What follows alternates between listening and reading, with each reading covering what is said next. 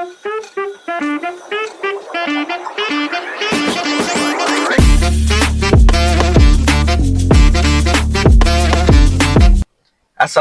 warahmatullahi wabarakatuh. Selamat datang kembali teman-teman di Jagongan on Wheel.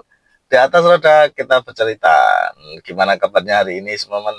Semoga teman-teman sehat dan bahagia selalu ya. Dan selalu bisa memberikan vibes positif kepada siapa saja yang kita temui, supaya kita selalu berada dalam lingkungan yang positif teman-teman. Nah, untuk sharing-sharing informasi terkait cryptocurrency khususnya Pi Network hari ini, kita akan membahas tentang P2D lagi teman-teman, karena P2D ini masih trending ya, masih trending, dan ini ada 5 hal yang dinantikan oleh komunitas Pi Network. Nah, apa saja itu kita bahas secara singkat di sini ya teman-teman ya.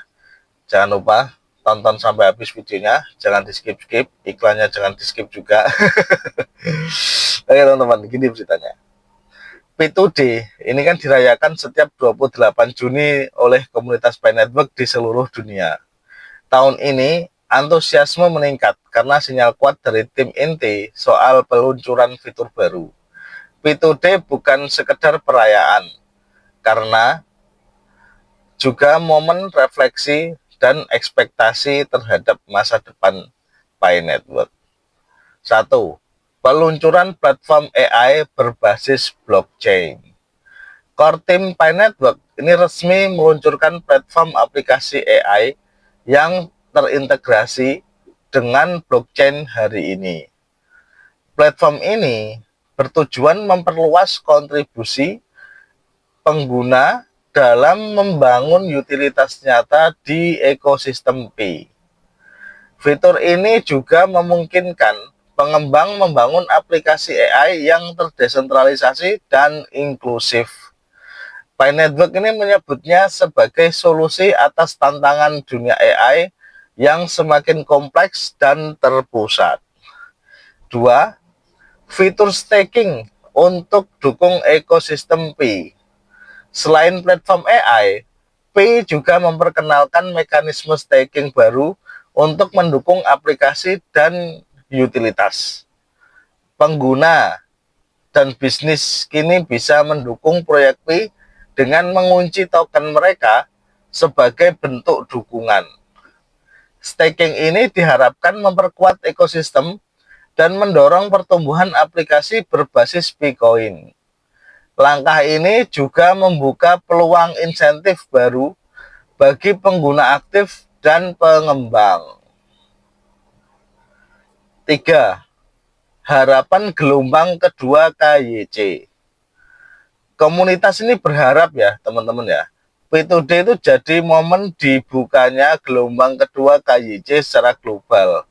Ya karena kemarin kan banyak ya yang kelewat untuk KYC gelombang pertama, jadi masih banyak diharapkan para pionir yang gagal di KYC tahap pertama itu, gelombang kedua itu akan segera dirilis gitu ya teman-teman.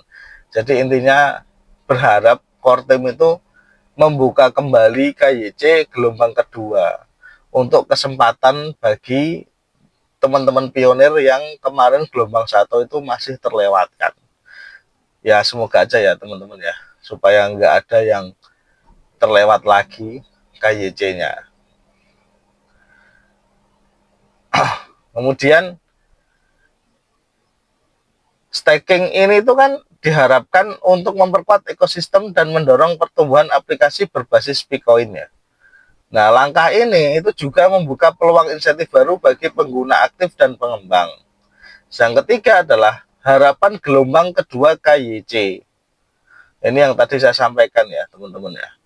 Berharap itu gelombang kedua itu bisa dibuka untuk teman-teman yang gagal di gelombang pertama.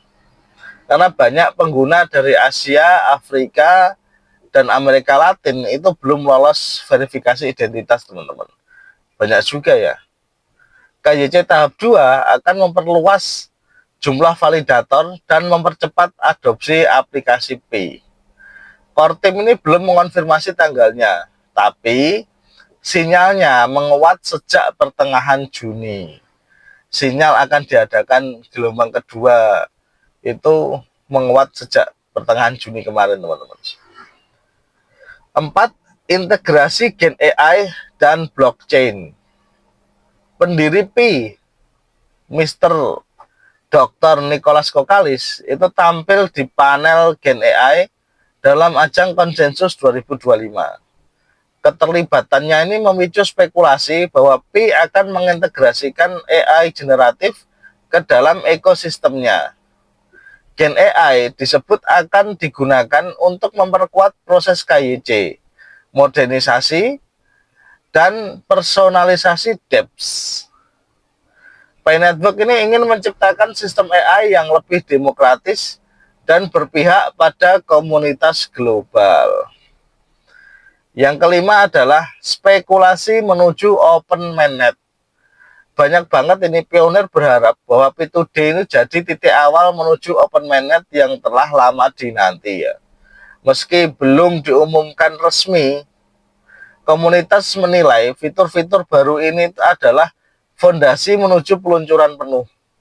Open mainnet akan memungkinkan Picoin digunakan secara bebas di luar ekosistem tertutup saat ini. Langkah ini juga membuka peluang listing di bursa kripto besar seperti Binance atau Coinbase ya.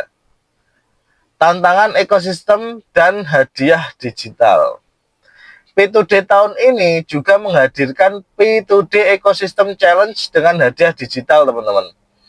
P2D tahun ini itu lebih spesial ya, karena itu tadi ada hadiahnya.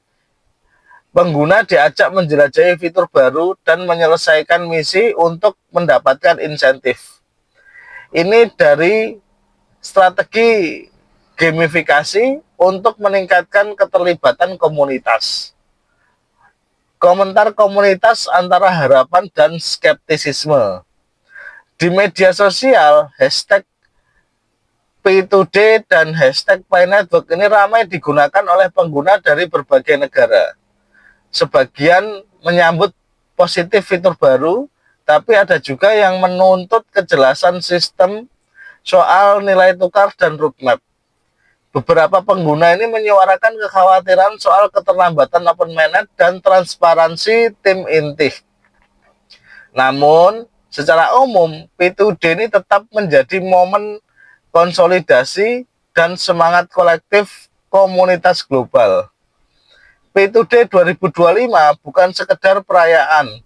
Ini bisa jadi titik balik Pi Network menuju adopsi nyata dan utilitas global.